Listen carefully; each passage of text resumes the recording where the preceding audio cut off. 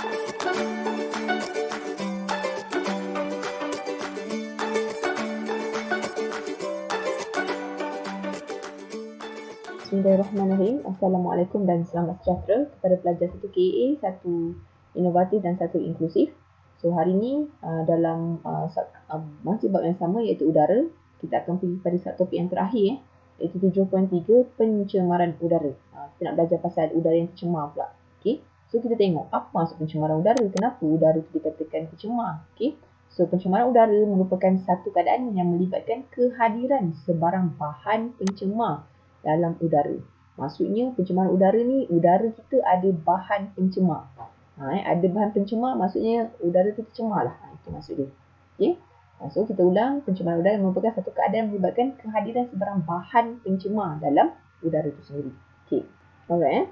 So kat sini kita nak tengok apakah itu punca dia dan apakah kandungan dan pencemar kat dalam punca yang kita tengok tu. Kita tengok yang pertama yang ni. Punca yang ni. Punca yang pertama kita tengok iaitu bahan pembakaran terbuka. Kalau kita buat pembakaran terbuka, isap rokok dan kebakaran hutan, semua kepada pembakaran lah. Kita dah belajar pembakaran terbuka kan.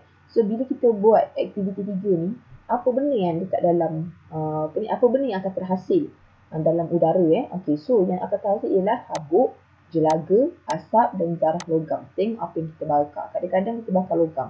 Logam punya zarah akan terhasil. So logam, tengok juga ada logam berat tu bahayalah. So that's why kita tak boleh buat pembakaran terbuka. Merokok tu sememangnya tak boleh untuk kita. Tak sihat untuk kesihatan, untuk alam sekitar. Tak sihat untuk orang lain pun tak sihat. Cikgu terang cakap siapa yang merokok tu awak berdosa besar. Awak dah berdosa dah, awak dah merosakkan alam sekitar dan juga awak merosakkan kesihatan orang lain. Okey, so itulah kandungannya. Habuk, jelaga, asap dan zarah logam. Kita tengok pula yang kedua. Kalaulah daripada tapak pembinaan, kilang asbestos dan kuari batu kapur. Tapak pembinaan ni awak tahu lah kan, orang tengah bina bangunan kan. Kilang asbestos. Asbestos ni macam mana dia kadang-kadang asbestos ni digunakan sebagai atap. Kadang-kadang juga asbestos ni digunakan untuk kita alas satu benda yang panas dan sebagainya. Dalam makmal pun kadang-kadang ada, dulu makmal ada. Okey, sekarang ni kita kurangkan penggunaan dia. Ada juga kuari batu kapur. So kuari batu kapur ni kat kamera ni pun ada, dekat turun ke simpang Pulai tu pun ada Okey. Ini kalau inilah bendanya, apa yang akan ada, apa yang akan bahan pencemar yang terkandung kan. So bahan pencemar yang terkandung ialah asap dan debu. So habuk dan debu. Habuk dan debu ni dengar macam tak bahaya, tapi sebenarnya debu sangat-sangat bahaya. Dia boleh buat sesak nafas ya. Okey. So next kita tengok pula punca yang ketiga. Okey, aktiviti pertanian dan perladangan. Kan. Kita tengok pertanian ni, peladangan ni macam menanam pokok, nampak macam baik kan, nampak macam memberikan lebih banyak kawasan hijau kan. Tapi sebenarnya di sebalik ni ada bahan pencemar yang terhasil. Apakah itu? Bahan semburan pesticide lah bahasa Melayu, dan juga baju kimia. Okey, semburan pesticide ni selalunya untuk mengelakkan serangga makan tanaman kita. Baju kimia ni untuk sihatkanlah tumbuhan kita tu. Tapi masalahnya penggunaan benda ni akan menghasilkan menghasilkan bahan pencemar lah. Maksudnya bahan baju kimia ni akan mengeluarkan bahan-bahan kimia yang berbahaya. Pesticide ni semburan serangga ni, bahaya untuk serangga ni bukan untuk serangga je. Kalau kita bau, kita ambil, kita juga akan bagi sesak nafas dan sebagainya Okey, yang keempat, kalaulah punca dia exhaust kenderaan dan kilang. Exhaust kenderaan. Okey, so apa ada bahan pencemar dalam exhaust kenderaan dan kilang? Asap, jelaga, habuk, karbon monoksida, sulfur dioksida, nitrogen dioksida dan plumber. Okey, awak tengok cikgu tengok. Cikgu nak beritahu pasal habuk, jelaga, asap ni kau tahu lah kan. Karbon monoksida ni selalunya kita punya kereta dekat exhaust tu dia akan keluarkan karbon monoksida. Anak-anak karbon monoksida ni beracun tau. Kalau awak banyak hidup dia, awak boleh pengsan dan boleh mati. Okay, so bahaya That's why kalau macam kenderaan kereta, kalau macam awak ikut kereta ke lori ke, dia punya asap tu, jelaga tu banyak sangat kan. Tutuplah tingkap tu, buka aircon sementara. Jangan awak pergi bau Ada orang mati so nak cerita kalau ada orang yang cara bunuh diri dia tutup tingkap kereta, dia salurkan pipe daripada exhaust dia ke dalam kereta dia, lepas tu dia mati orang tu. Tapi cikgu bukan nak mengajar awak bunuh diri, tapi maksudnya inilah salah satu ni benda yang boleh buat kita mati. Faham Okay, sulfur dioksida pula. Sulfur dioksida ni banyak kilang hasilkan lah. So bila sulfur dioksida ni dihasilkan, dia akan berpadu dengan air hujan dan dia akan keluarkan hujan asid lah. Alright. So nitrogen dioksida pun sama. So now plumbum juga bahaya. Kalau awak nak tahu petrol dahulu zaman-zaman dahulu 80-an dulu, petrol kita ada plumbum tau. Plumbum ni is very good for your exhaust sebenarnya. Untuk enjin awak sangat bagus. Tapi untuk kesihatan tidak bagus. Apa yang tak bagus ni plumbum ni? Dia ni kalau kita, dia bukan jangka masa yang singkat tau kesan dia. Tapi jangka masa yang lama. Dia boleh mengakibatkan kanser. Ni salah satunya. Kalau awak lama-lama awak dapat plumbum tu masuk dalam badan kan, dia boleh mengakibatkan kanser. Okay. Now kita tengok punca yang ketiga. Logi kuasa nuklear. Dan nama pun nuklear kan. Okay. So pencemaran nuklear ni daripada bahan radioaktif. Nuklear ni diguna bahan radioaktif. Apa bahan radioaktif? Contohnya uranium. Awak pernah dengar kan uranium? Cikgu pernah terangkan masa jadual berkala kan. So uranium ni sangat bahaya. Dia pun sama juga. Dia bukan jangka masa yang singkat tapi jangka yang lama. Apa yang dia punya kesan juga kanser selalunya. Apa ni badan sihat, tak ada jaga makan semua sebagainya, tapi tiba-tiba umur 40, 45, 50 tiba-tiba kanser tahap 4 terus. Sebab apa? Tak ada sebab apa. Tak ada punca-punca dari diri sendiri mungkin kan. So kita jaga kesihatan dah. Tapi kena juga kanser. Why? Mungkin sebab bahan pencemar yang ini. Okay, seterusnya punca yang ke 5 Okay, 5 dah. Okay, 6. Okay, yang ke-6. Punca daripada pendingin udara, peta sejuk, semua aerosol dan kilang elektronik. Okay, so bahan pencemar dia ialah CFC. CFC ni sangat bahaya.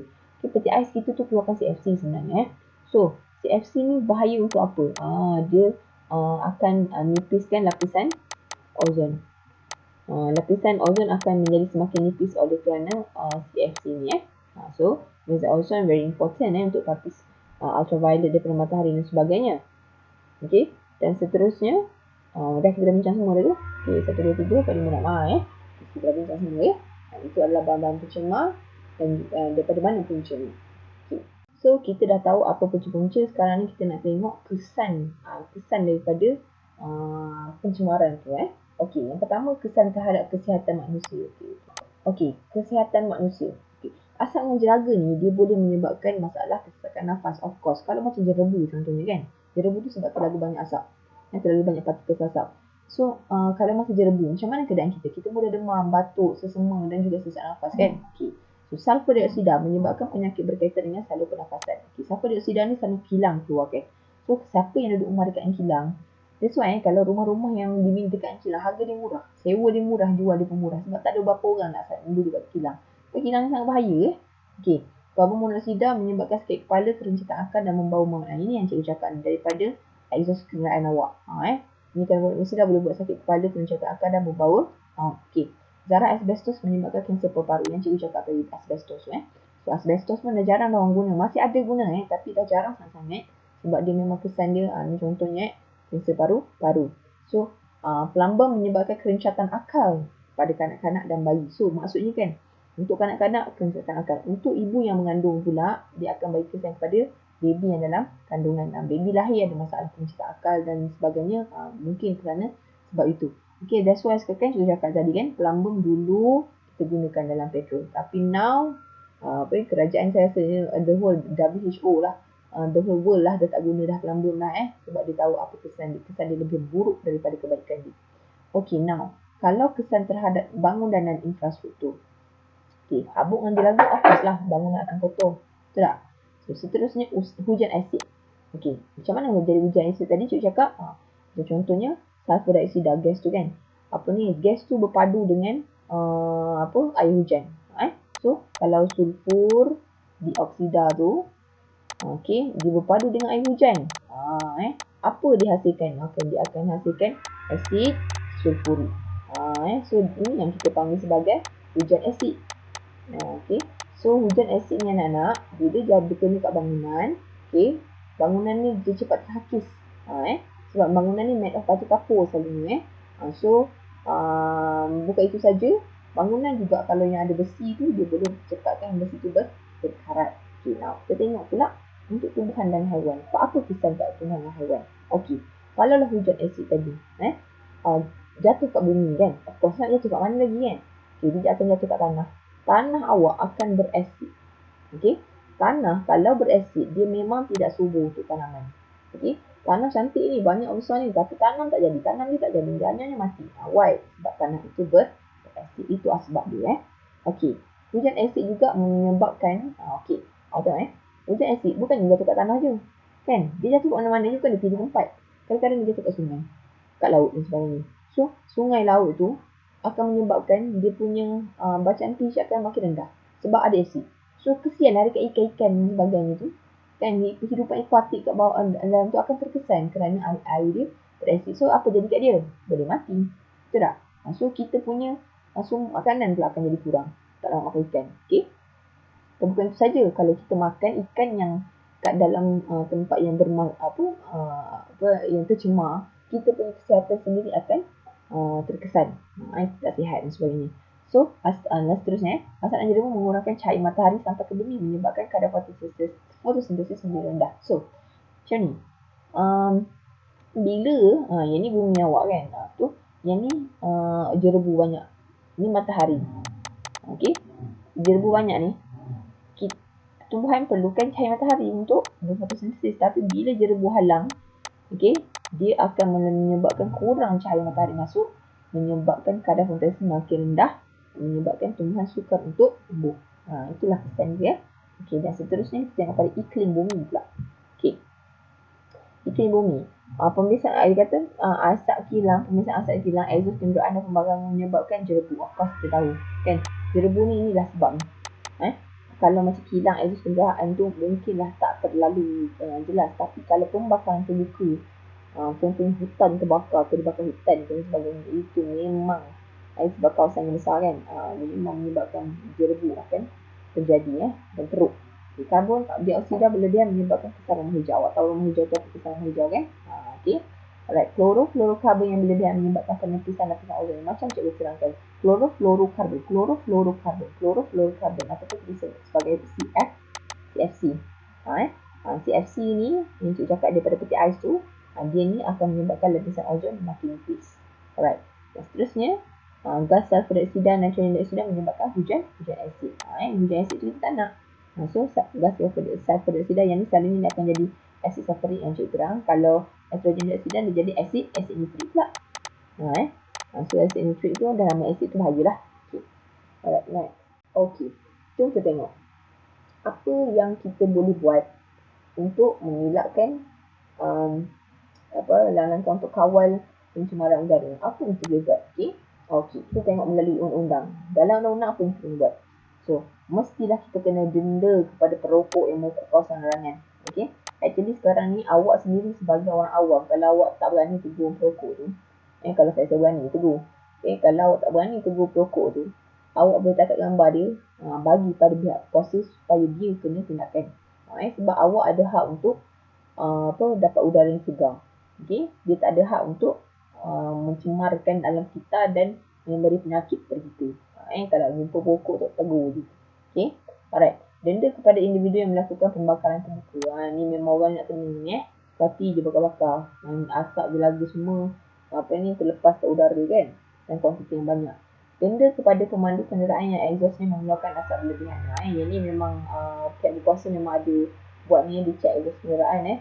Okey, tidak membenarkan kilang dibangunkan kawasan perumahan. Yes, of course. Bila kilang dibina kawasan perumahan, orang-orang kat kawasan rumah tu akan pengaruhnya dia akan terkesan dari segi kesihatan, dari segi bangunan rumah dia dan sebagainya kan. Okey. Alright, so apa lagi kita boleh buat melalui pendidikan? Pendidikan ni kan sekolah lah kan. Mana lagi tak? So, pendidikan di sekolah menekankan pencemaran udara dan langkah-langkah mengawalnya. So, sebenarnya anak-anak kita ni merokok ke, buang sampah ke, bakar terbuka ke, semua ni sebenarnya kerana kepala otak kita dididik macam mana daripada awal. Macam awak lah sendiri, awak buat kerja sekolah ke, awak dengar cikgu mengajar ke, awak rajin ke tak ke, sebenarnya semuanya didikan daripada awal.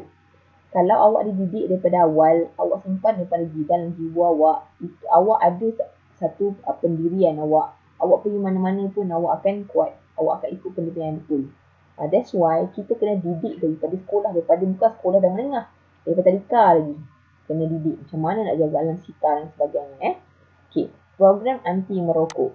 Ini sekolah memang terapkan anti merokok, anti dadah. Memang kita buat. Memang tindakan kepada pelajar yang merokok, ditangkap merokok kat sekolah memang tindakan tegas. Okey, galakkan berjalan kaki atau menunggang basikal. Okey. So kita ajar anak kita punya pelajar lah kita kata kalau macam setakat tempat yang dekat tu kan, tak perlulah guna motor, kereta, boleh jalan kaki ataupun tunggang basikal, tapi kena tengok juga lah dari segi keselamatan pula kan. Kalau tak selamat jalan kaki dengan basikal, jangan kau pergi jalan kaki dengan basikal pula, kan sihat-sihat tapi tak selamat, tak guna juga kan. Okey, galakkan menggunakan pengangkutan awam dan berkongsi kereta. Kita ajar anak-anak murid kita bagi tahu, didik. Kalau setakat nak pergi kat situ tempat yang sama ramai-ramai orang, tak 5 orang tak payah 5 kereta, satu kereta boleh muat macam itulah. Okey, so melalui sains dan teknologi kita boleh mencegah pencemaran udara ni macam mana. Okey, tengok pula untuk sains dan teknologi teknologi kenderaan hybrid. Okey, so teknologi kenderaan hybrid, pernah dengar tak hybrid? Hybrid pernah dengar kan? Honda hybrid lah kan, Toyota hybrid kan. Harga ni mahal sikit lah tak? Okey, so hybrid ni sebenarnya dia di antara, maksudnya dia ada kedua-duanya, iaitu penggunaan petrol dan bateri. Jadinya bila dia digunakan dua teknologi ni, petrol dan bateri, jadinya petrol tu kurang digunakan. Bila petrol kurang digunakan, kuranglah pencemaran. Itulah. Okey. So next kita teknologi peti sejuk menggunakan hydrofluorocarbon. Mula-mula chlorofluorocarbon yang sekarang ni hydrofluorocarbon. Nowadays peti sejuk memang dah tak ada dalam CFC, selepas CFC. Tapi masih lagi ada orang guna peti sejuk. CFC ni orang guna peti sejuk lama kan. So yang lama-lama dulu masih ada. Tapi nowadays yang punya latest ni peti sejuk memang dah diguna teknologi HCFC dah. Next, pemasangan penapis cerobong asap di kilang. Kilang very important untuk letakkan penapis cerobong asap. Untuk tapis asap yang keluar. Memang asap tu yang keluar, tapi at least kalau ditapis taklah berbahaya sangat. Okey, menggunakan penukar bermangkin pada kenderaan bermotor. Okey, penukar bermangkin dalam bahasa Inggeris dia catalytic converter. Benda ni sebenarnya benda yang diletak dekat exhaust untuk mengurangkan pengeluaran asap yang mengurangkan toksik lah dekat dalam asap kenderaan tu. Seterusnya, menggantikan kaedah penggunaan pesticide dengan kaedah kawalan biologi mengawal haiwan perosak. Okay, maksudnya macam ni lah. Nak okeylah satu tempat tu kan. Awakkan padi lah contohnya kan. Padi, tikus makan padi kan. Okey. So, daripada kita gunakan sumber-sumber beracun, kita gunakan kawalan biologi. Biologi ni selalunya yang alami lah. Kita panggil alam lah. Alami ni maksudnya natural. So, contohnya kalau dekat padi tu, sawah padi tu ada banyak sangat tikus kan. So macam mana nak kawal tikus tu? Kau bela burung hantu. Kenapa bela burung hantu? Sebab burung hantu boleh makan tikus. Faham Okay. So kalau kat situ ada tikus, kau jangan, kalau bela ikan tak guna lah. Kena bela benda yang sepatutnya lah. Itulah. Okay. Alright. So next. Alright, that's all for now. Itu saja. Okay. So jangan lupa buat practice pengaku 3 point. 3. Mesti buat wajib. Okay, jom kita tengok secara kesimpulannya lah. Okay, kita tengok secara overallnya. Okay. Now, udara, kita belajar pasal udara. Apa yang kita belajar? Yang pertama, kita belajar komposisi udara. Udara ada beberapa jenis gas kan. Iaitu gas dan komponen yang lain. Ada nitrogen, oksigen, karbon dioksida, gas nadi. Dia ada komponen dan beratus-beratus, berapa banyak ada kat dunia. Okay, komponen lain dia ada wap air, debu dan mikroorganisma. Itu kita tahu Okay, so kita dalam udara juga kita belajar kitab karbon dan kitab oksigen. Macam mana kitab karbon, macam mana kitab oksigen, kita dah belajar siapa perlu, siapa yang keluar, siapa yang ambil kan. Okay, semalam pula kita belajar pembakaran. Ada 3 syarat pembakaran bawah ni. Dan juga kita belajar alat pemadam api. Alright. Dan hari ni kita belajar pencemaran udara apa maksud. Kita semua dalam langkah-langkah untuk mengawal pencemaran. Itu sahaja daripada situ. So kita dah habis bahasnya. Okay, thank you very much. Assalamualaikum.